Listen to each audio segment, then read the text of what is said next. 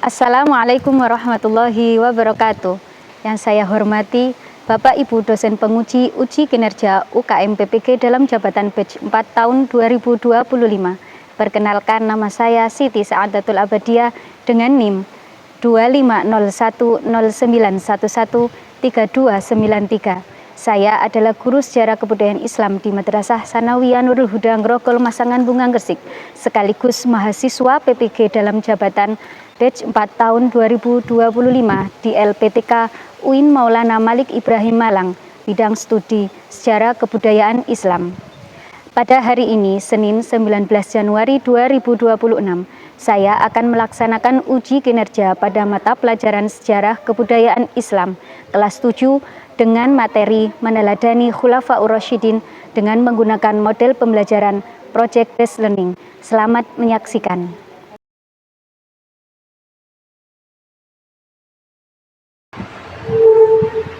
Ya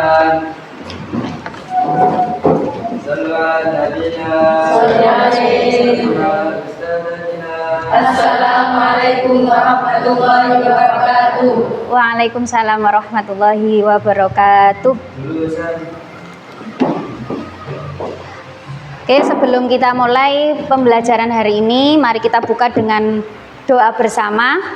Semoga apa yang kita pelajari hari ini dimudahkan dan bermanfaat. Silakan dilanjutkan ketua kelas untuk melanjutkan doa bersama. Bismillahirrahmanirrahim. Raditu billahi rabba wa bil islami dina wa bi Muhammadin nabiyyan wa rasula. Rabbi zidni ilma warzuqni fahma. Amin. Terima kasih. Selanjutnya Bu Saada akan mengecek kehadiran kalian dulu. Ahmad Alimin Ramdhani, Putra Hasanuddin, Ansarullah Azam, Muzaki Nufus. Sakit? Ya, semoga yang sakit segera diberikan kesembuhan. Nah, sebelum masuk ke materi, Bu Saada pengen ngajak sampean untuk merefresh otak dulu ya, biar nggak tegang, biar tidak ngantuk. Kita ice breaking dulu, bermain dulu. Mau ya? Ya. Coba sekarang silakan berpasang-pasangan dua.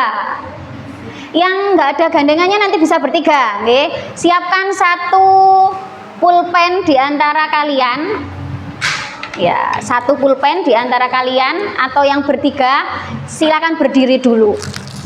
Nanti ketika Bu Saada bilang kata sakit, sampean harus pegang perut. Kalau Bu Saada bilang siku, sampean harus pegang siku. Boleh kanan, boleh yang kiri. Kalau Bu Saada bilang sikat, maka sampean harus cepat-cepat ngambil pulpen yang telah sampean siapkan. Paham? Paham instruksinya? Jadi selain nanti itu merangsang otak, juga merangsang gerak motorik. Seberapa cepat sampean bisa berhasil mendapatkan apa yang kalian inginkan. Bisa dimulai? Silakan berdiri dulu semua. Sudah siap? Sudah. Sakit? Siku. Sakit? Siku. Siku. Sikat. Gimana, sudah dapat? Siapa yang berhasil? Ya.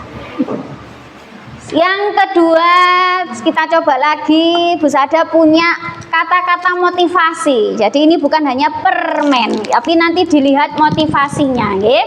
Semoga kita rebutan motivasi yang kalian dapat nanti harus menjadi semangat sampai hari ini, oke? Kan saya bagikan satu per satu. Kita ulang lagi. Konsentrasi, fokus. Sakit? siku, sakit, siku, sakit siku, sikat. Ya, sudah dapat? Ya, sudah, boleh duduk kembali. Kita lanjutkan materinya.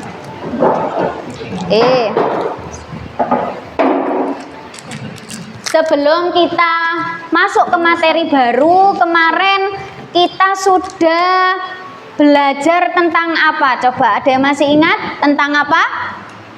Tentang dakwah. Iya, strategi dakwah Rasulullah Shallallahu Alaihi Wasallam, tentang dakwah Nabi dan cara-cara yang dilakukan Nabi ketika berdakwah.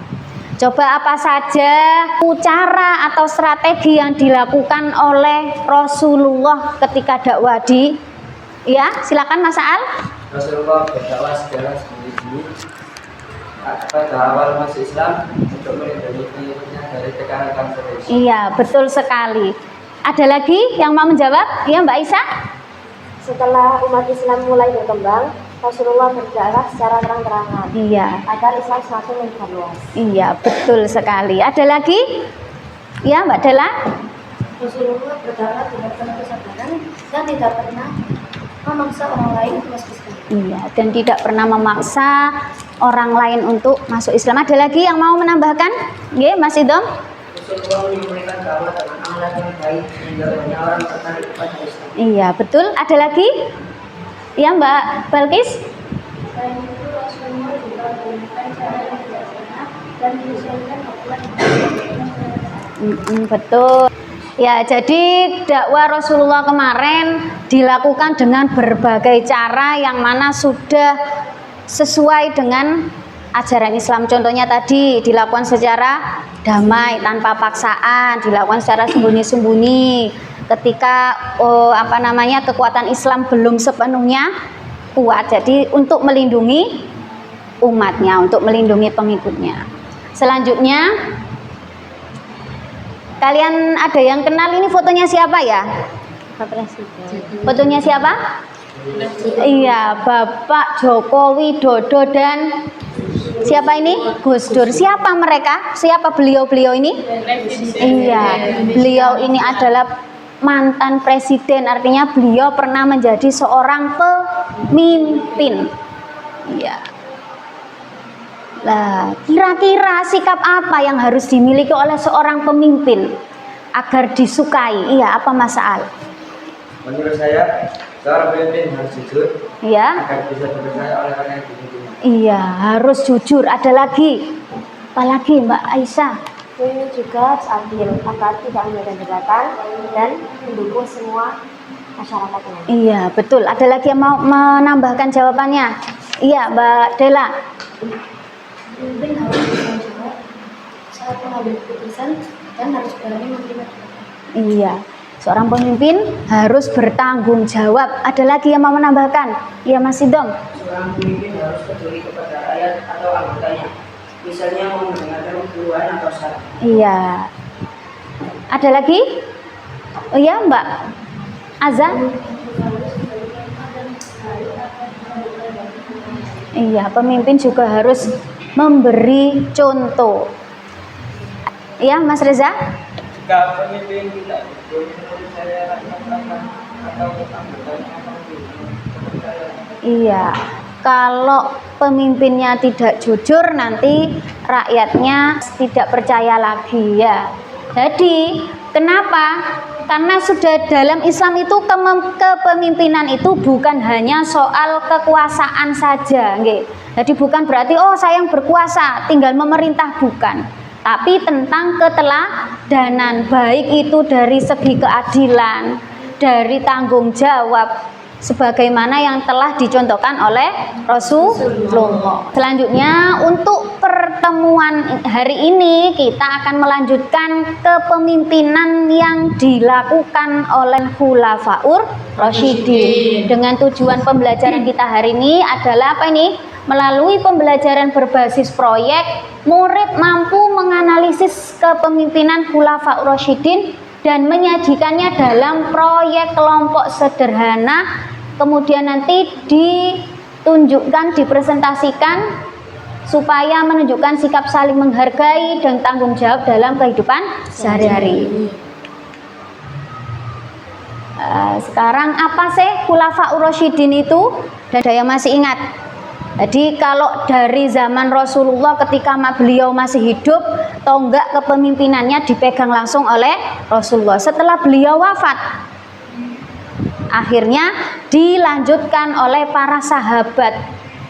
Ini ceritanya dulu ketika Rasulullah wafat, para sahabat saling berduka.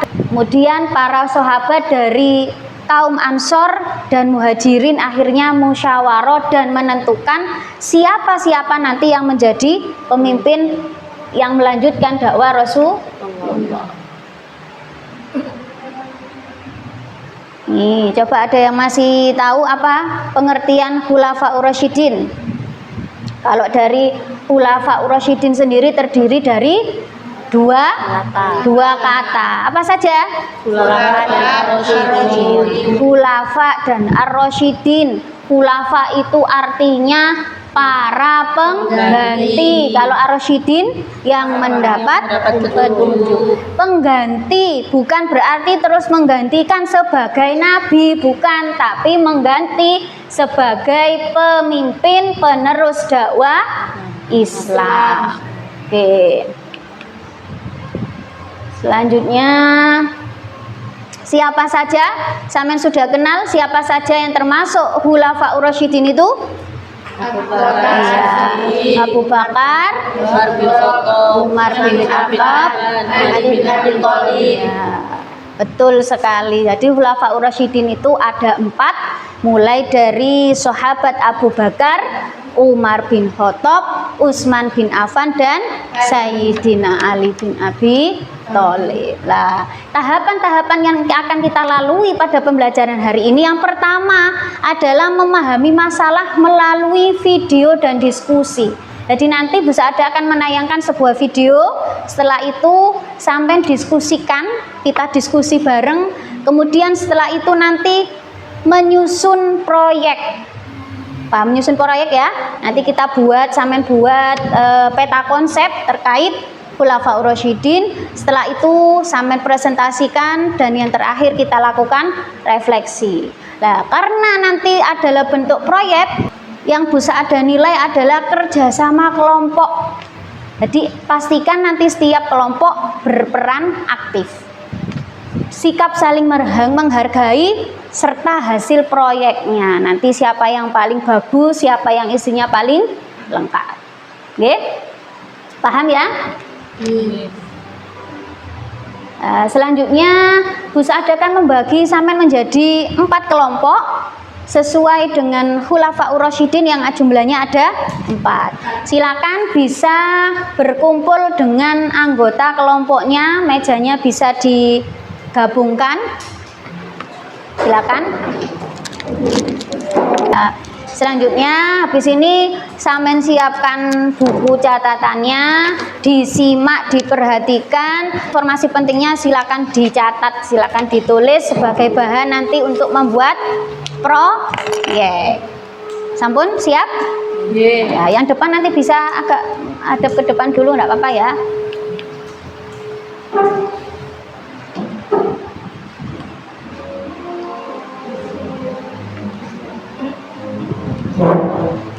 Assalamualaikum warahmatullahi wabarakatuh. Nabi Muhammad SAW meninggal dunia. Perjuangannya dalam menjunjung tinggi syariat Islam dilanjutkan oleh 4 sahabat. Mereka kemudian dikenal dengan julukan Khulafaur Rasyidin. Khulafaur Rasyidin adalah orang yang ditunjuk sebagai pengganti, pemimpin, atau penguasa yang mendapatkan petunjuk dari Allah SWT. Mereka lah yang menjadi khalifah atau pemimpin bagi umat Islam setelah Rasulullah wafat. Masa pemerintahan Khulafaur Rasyidin merupakan masa yang penting dalam perjalanan Islam.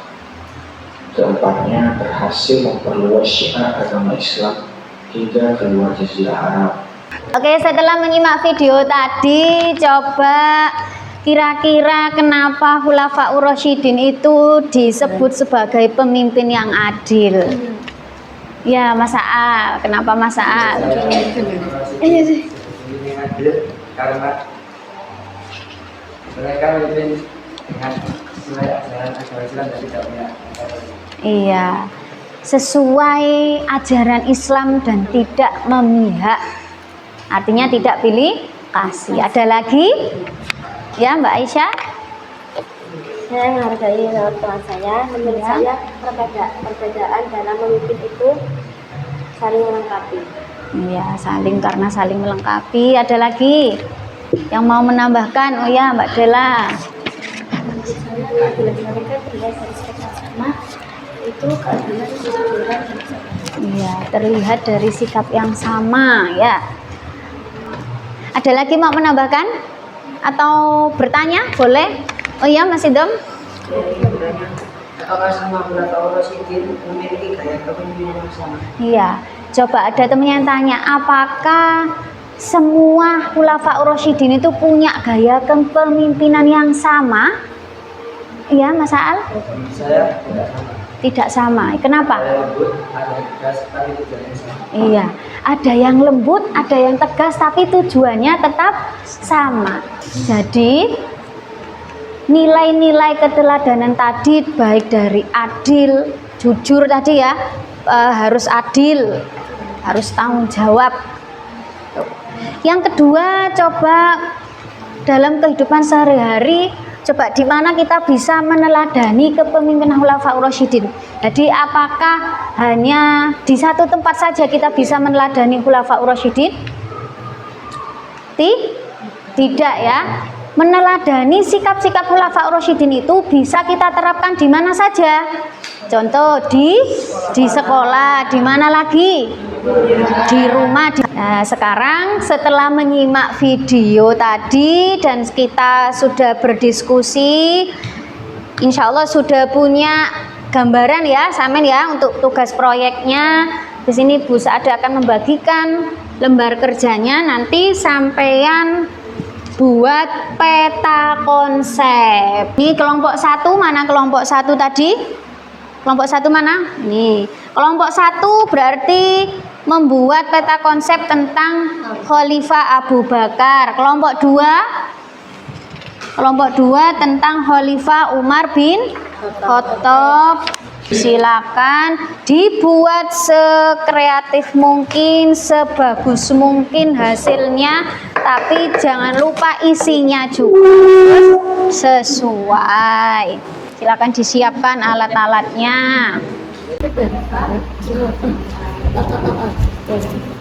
Bisa tentang bagi-baginya.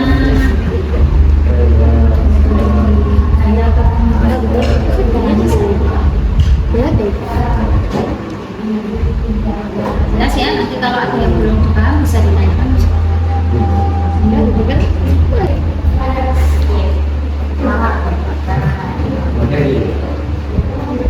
Bisa dicampurkan mulai dari biografi singkatnya,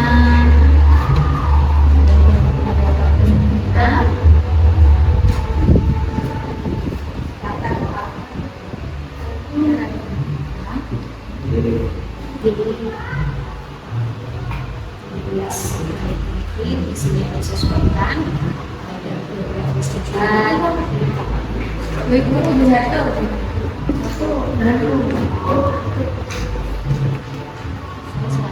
Dan kalau ada yang belum paham bisa tanya. Bisa dibahas? Masih apa? Nanti bisa dicatatkan biografi singkatnya, singkat-singkat apa yang bersifat oke? Kalau ada yang belum paham bisa tanya. Oke?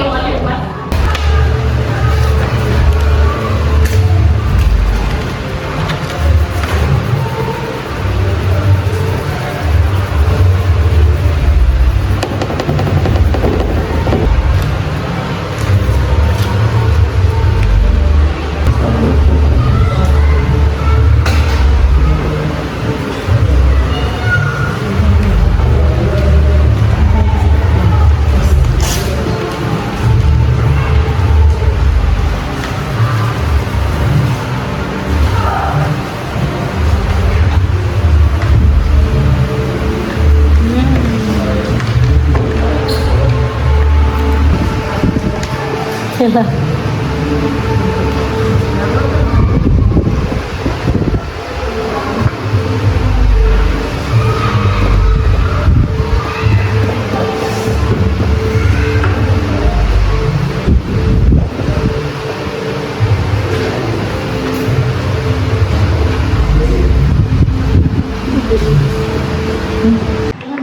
sudah siap, kita bisa mulai untuk presentasi, nggih? Nggih. Ya. Mulai dari kelompok 1. Kelompok 1 silakan dimulai presentasinya. Assalamualaikum warahmatullahi wabarakatuh. Waalaikumsalam warahmatullahi wabarakatuh. Kami dari kelompok 1 akan mempresentasikan proyek kami tentang Abu Bakar As-Siddiq sebagai salah satu kelompok Rasyidin. Abu Bakar As-Siddiq radhiyallahu anhu. Identitas Abu Bakar As-Siddiq adalah sahabat dekat Rasulullah yang dapat sebagai khalifah pertama yang memimpin 4 tahun. Nama sekitar 2 sampai 6 tahun. Sebelum ditutup, ada yang mau menanggapi atau pertanyaan ya dari kelompok berapa, Mbak? Ya, kelompok 2 silakan. Saya bertanya, mengapa Abu Bakar dijuluki As-Siddiq? Mengapa Abu Bakar dijuluki As-Siddiq? Oke, bisa dijawab langsung? Abu Bakar diberi gelar As-Siddiq karena beliau selalu membenarkan Rasulullah SAW, termasuk saat peristiwa Isra Mi'raj. Iya, karena beliau selalu membenarkan, selalu percaya apapun yang disampaikan oleh Rasulullah, terutama pada kejadian atau peristiwa Isra Mi'raj. Baik, kelompok 2 sudah siap? Ya, silakan bisa dimulai. Yang lain tetap memperhatikan, nggih. Oke. Waalaikumsalam warahmatullahi wabarakatuh.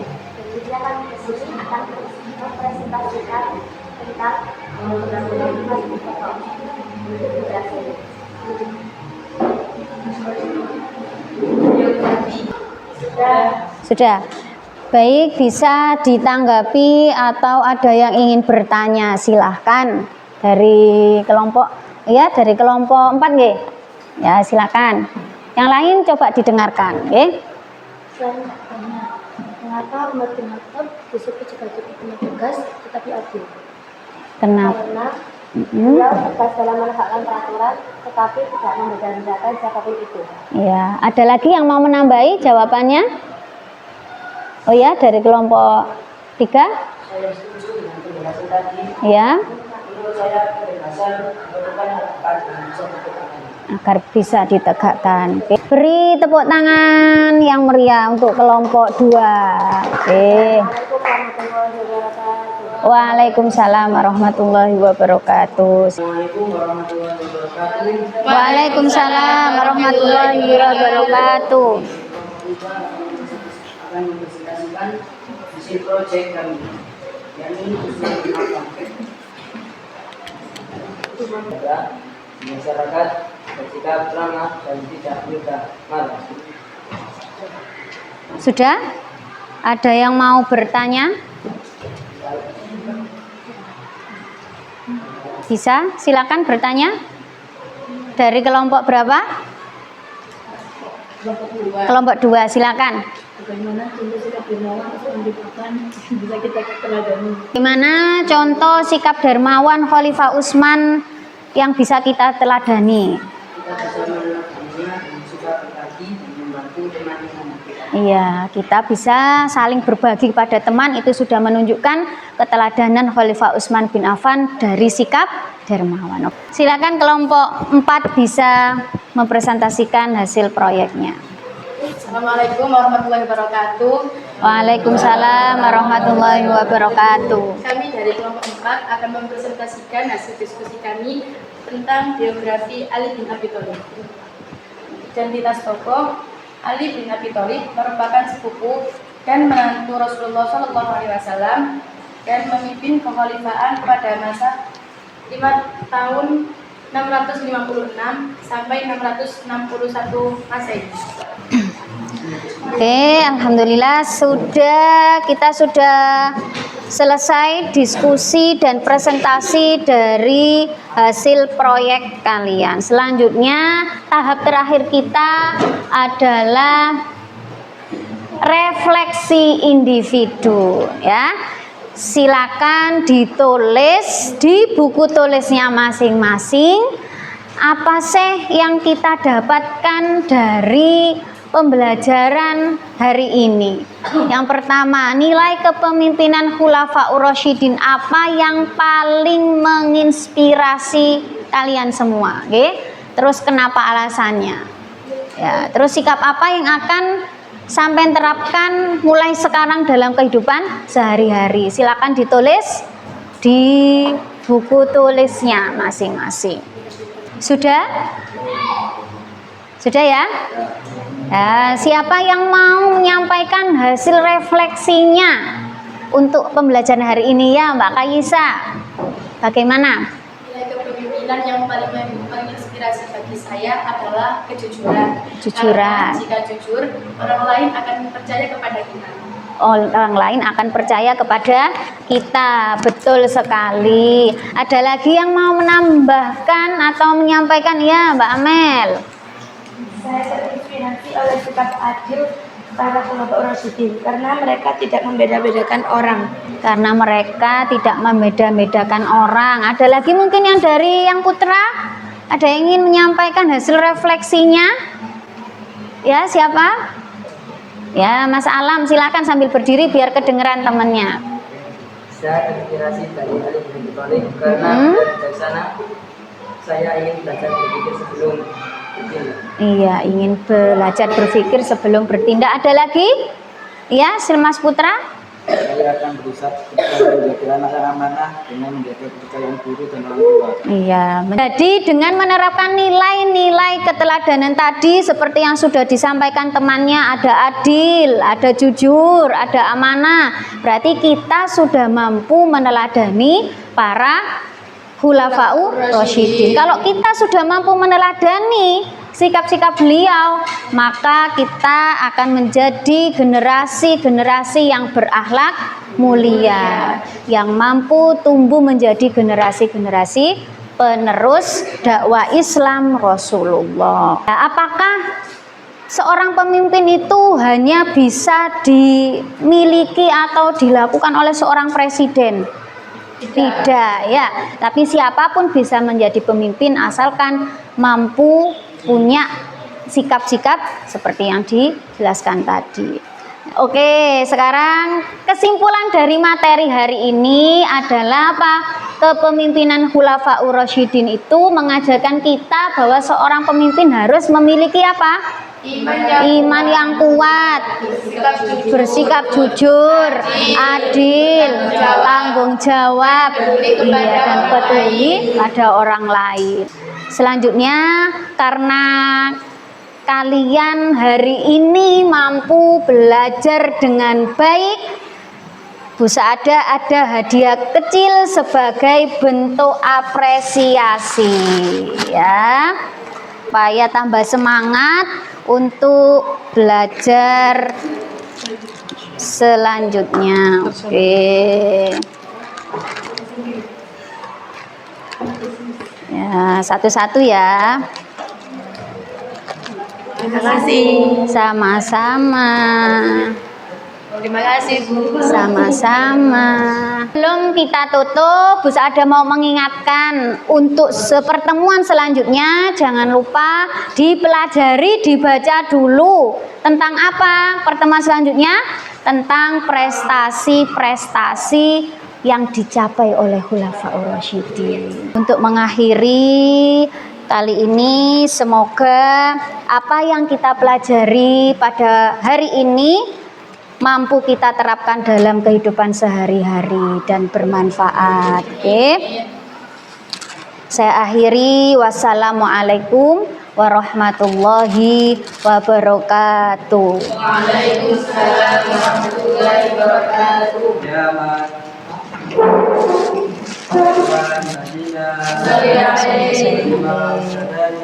Assalamualaikum warahmatullahi wabarakatuh. Waalaikumsalam warahmatullahi wabarakatuh. Aku